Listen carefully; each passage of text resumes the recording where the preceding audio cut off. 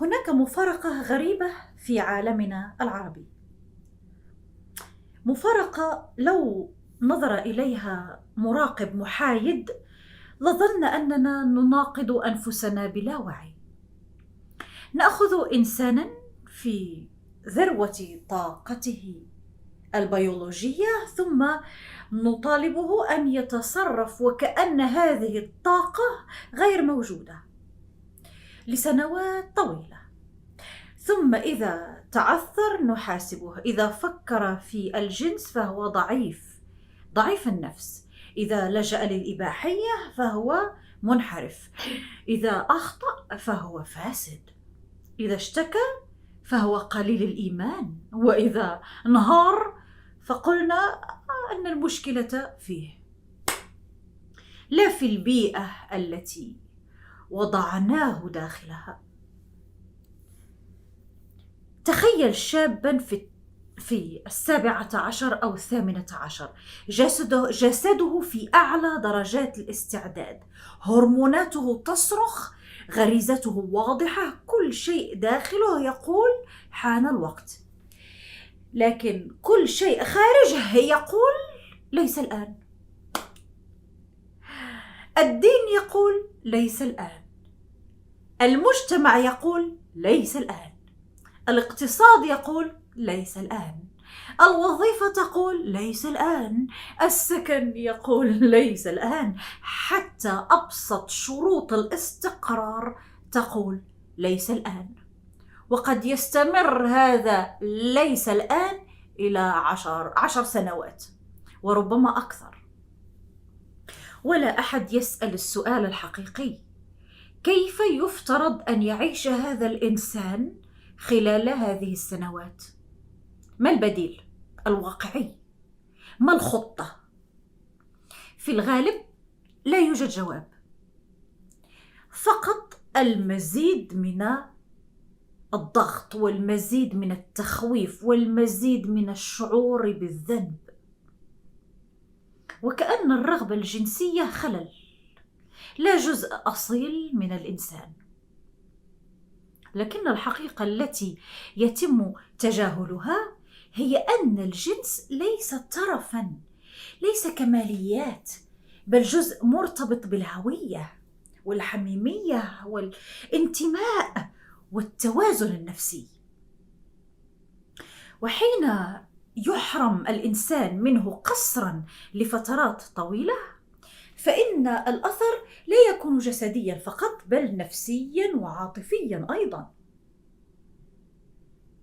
ولهذا تظهر مفارقة أخرى: مجتمعات تتحدث عن العفة باستمرار لكنها مهووسة بالجنس بشكل غير صحي.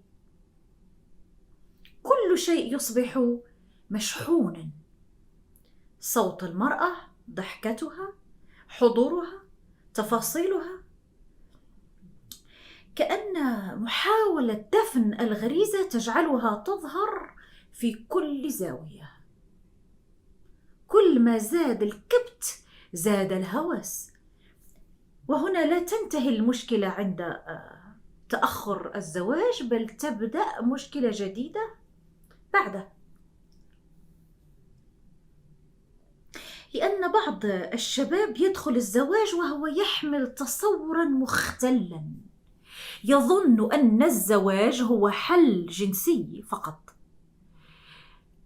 وأنه نهاية الحرمان لا بداية مسؤولية،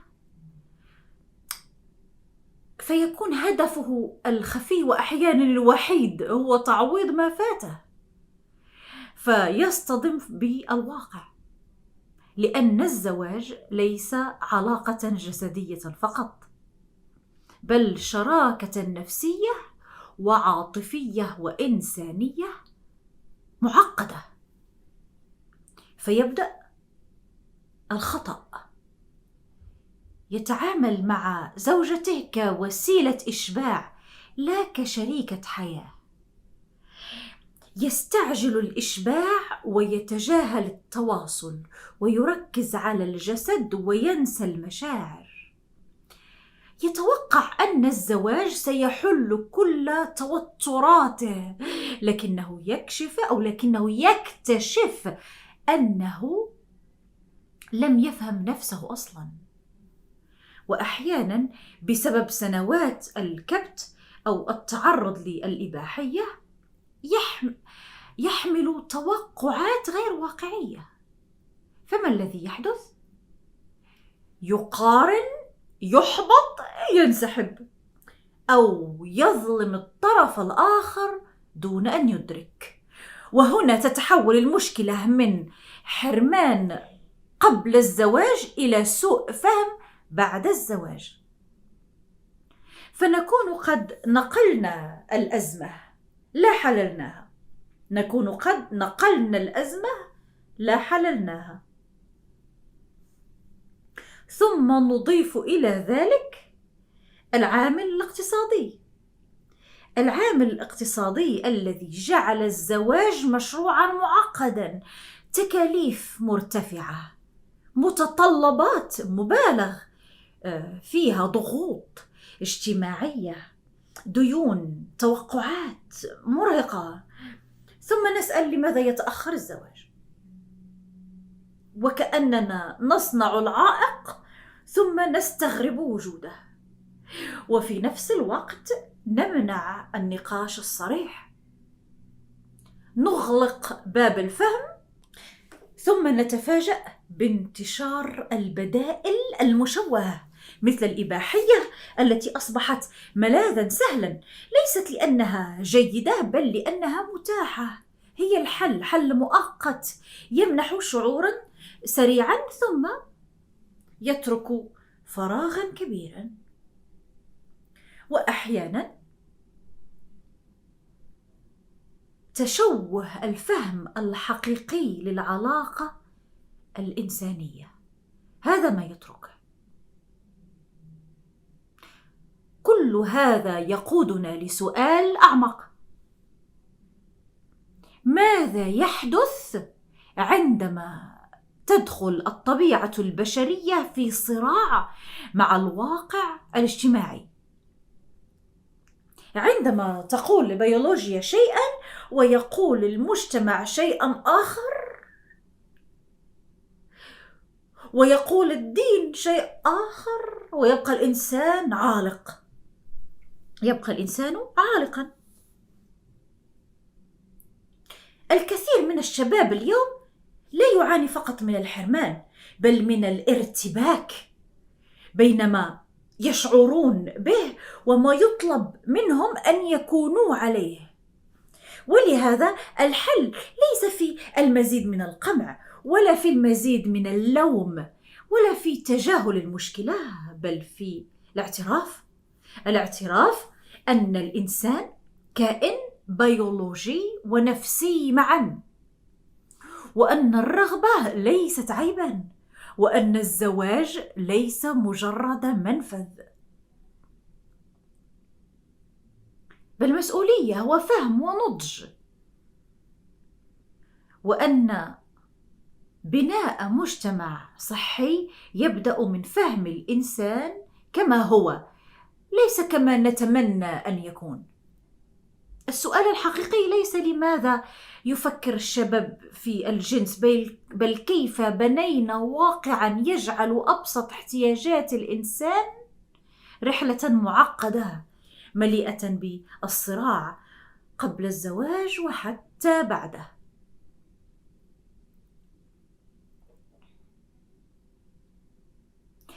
الحلول لا تأتي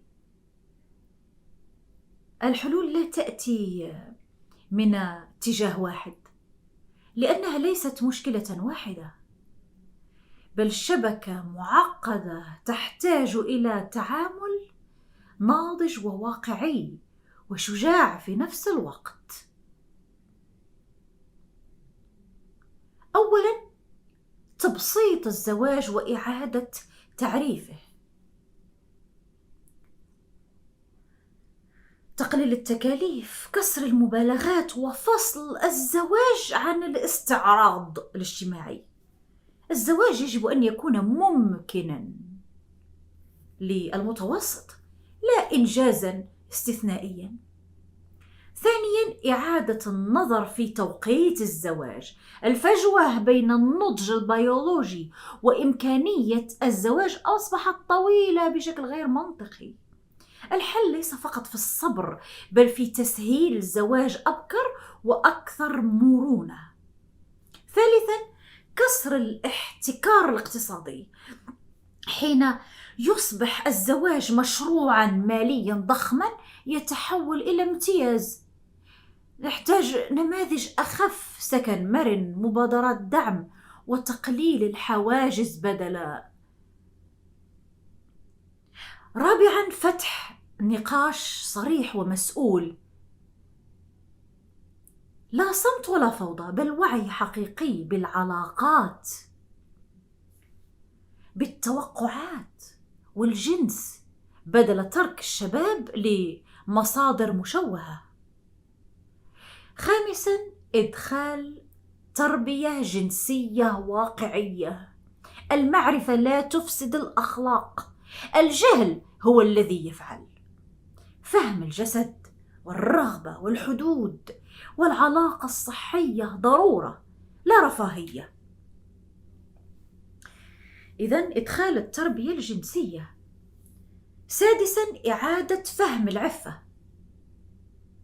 إعادة فهم العفة، ولقد عرضت حلقة عن العفة. العفة ليست إنكارا، بل إدارة واعية. الفرق بين الكبت والتوازن هو الفرق بين الاستقرار والانفجار. سابعا، نعم، تأهيل الشباب للزواج. ليس كافيا أن يكون الإنسان مستعد جسديا. التأهيل يشمل التواصل، الفهم العاطفي، المسؤولية، القدرة على تحمل المسؤولية، بالتوقعات الواقعية. ثامنا، تصحيح فهم العلاقة الزوجية. الزواج ليس حلا جنسيا، هو شراكة كاملة يكون الجنس جزءا منها لا مركزها الوحيد.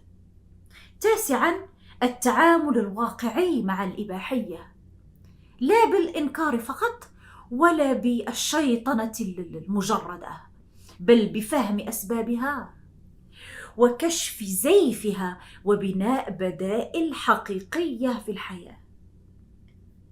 عاشرا، لا أعرف إذا كنت أحسب جيدا، أعتقد عشرة حلول. عاشرا، بناء حياة متوازنة قبل الزواج. لا يمكن منع شيء دون تعويض. العمل، الرياضة، العلاقات الصحية والإنجاز كلها أدوات توازن أساسية. وأنتم تقرؤون بين السطور. الحل 11، تقليل الفجوة بين الواقع والتوقعات. كثير من الصدمات ليست من الواقع، بل من الصورة الخيالية عن الواقع. إذن تقليل الفجوة بين الواقع والتوقعات.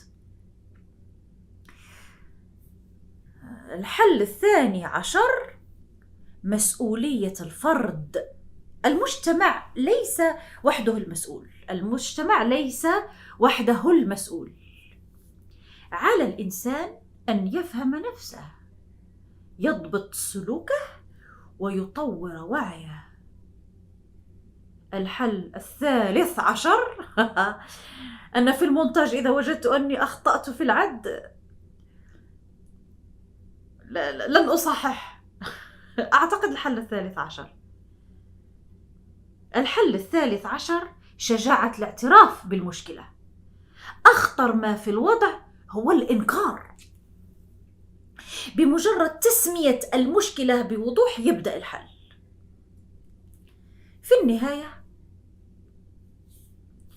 لن تختفي الغريزة ولن ينجح تجاهلها، لكن يمكن فهمها وتنظيمها ودمجها في حياة متوازنة، حين نقرر أن نواجه الواقع كما هو لا كما نريد أن نراه. وعلى فكرة بعد كل ما قلته أنا أعتقد أن الزواج مؤسسة فاشلة. وإذا أردتم رأيي أكثر في موضوع الزواج هذا، ولكن هذا يبقى رأيي الشخصي ورأي العديد من الناس أيضا. المهم هذه الحلقة عرضتها لمجمل الشباب الذين لن يستطيعوا أن يكونوا في علاقات تبعدهم عن الازدواجية، بينما ما هم بحاجة إليه وما يطلبه منهم المجتمع والدين، وخيارهم الوحيد في الزواج. أما بالنسبة لي أنا أعتقد أن الزواج مؤسسة فاشلة، وهذا لا يعني أن جميع الأزواج أو جميع الزيجات ستكون فاشلة، بل ستكون فقط، أو النجاح سيكون نادرا وله شروط. من أراد أن يسمع رأيي في الموضوع فليشاهد حلقة الزواج مؤسسة فاشلة هنا على القناة، وإن تذكرت سأضع لكم الرابط، أو ذكروني إن لم أفعل. تعبت. إلى اللقاء.